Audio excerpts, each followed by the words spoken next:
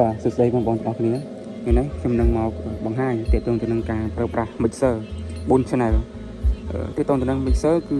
មិនថា4 channel មិនថា6 channel មិនថា8 channel ទេទាក់ទងទៅនឹងការប្រើប្រាស់គឺដូចតែគ្នាទេបងអញ្ចឹងនៅក្នុង mixer នេះផងដែរគឺខ្ញុំនឹងមកបង្ហាញបងប្រុសម្នាក់ដែលគាត់ចង់ឲ្យខ្ញុំធ្វើបទបង្ហាញទាក់ទងទៅនឹងការប្រើប្រាស់ mixer អញ្ចឹងទាក់ទងទៅនឹង volume ទាំងអស់នេះគឺវាដូចតែគ្នាទេបងប្អូនគឺដូចតែគ្នាទេវាអាស្រ័យទៅលើការប្រើប្រាស់របស់យើងតើយើងចូល channel មួយណាចាក់ចម្រៀងយើងយក channel មួយណាយកមកធ្វើជា micro ច្រៀង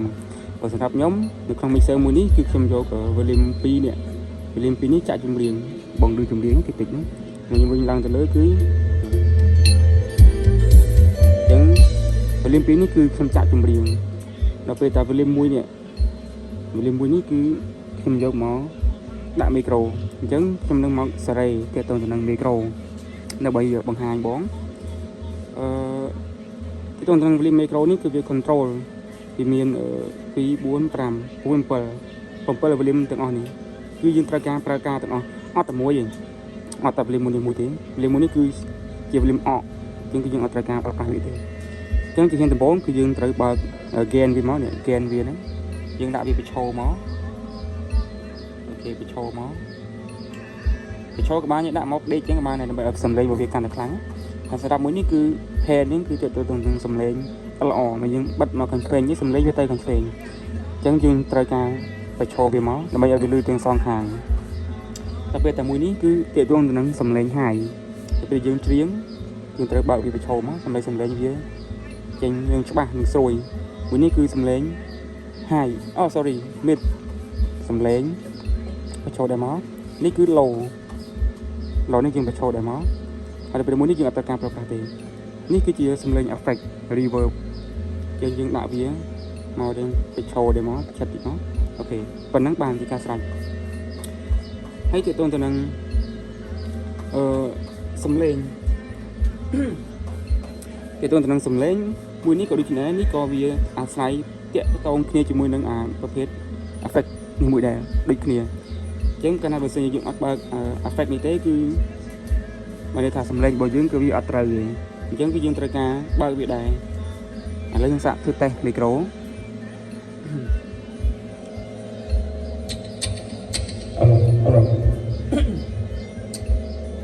េះបងយើង reverb អញ្ចឹងបើសិនជាណាយើងបិទ effect នេះវិញគឺអត់លឺ reverb ទេគឺសំឡេងគោក1 2 3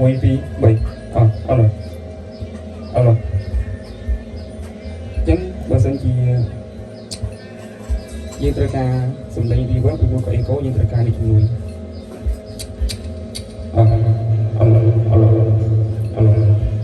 បើសិនជាខ្លាំងពេកយើងក៏ធ្វើជាងទាក់ទងទៅនឹងសំឡេងក៏ដូចគ្នាដែរនៅក្នុង mixer នេះគឺវាមានរហូតដល់ 16 DSP មានន័យថាទាក់ទងទៅនឹងសំឡេងវាមានរហូតដល់16សំឡេងអញ្ចឹងជាធម្មតានៅពេលដែលខ្ញុំលេងគឺខ្ញុំតែងតែយកលេខ6លេខ6នេះគឺបងមើលឃើញអត់ទេតែមកទៀតតិចគឺបងលេខ6លេខ6អញ្ចឹងបើសិនជាយើងចង់បដូរសំឡេងយើងបដូរមកដាក់លេខនេះយើងអាចមើលលើ mixer នេះបាន mixer នេះវាមានលេខ1 room reverb លេខ2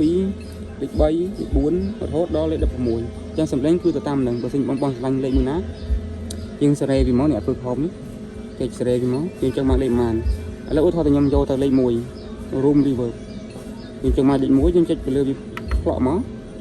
ហើយយើងសាកធ្វើតេស្តមើលម្ដងទៀតតើសំឡេងរបស់វាយ៉ាងណា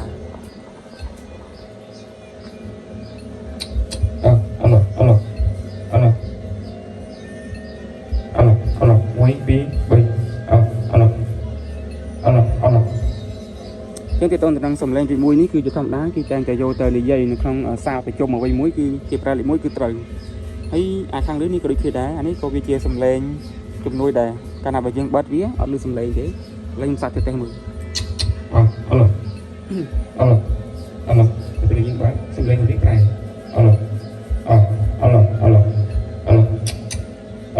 2 3 ចឹងទៅទាក់ទងទៅនឹងការប្រើប្រាស់គឺមានតែប៉ុណ្្នឹងបង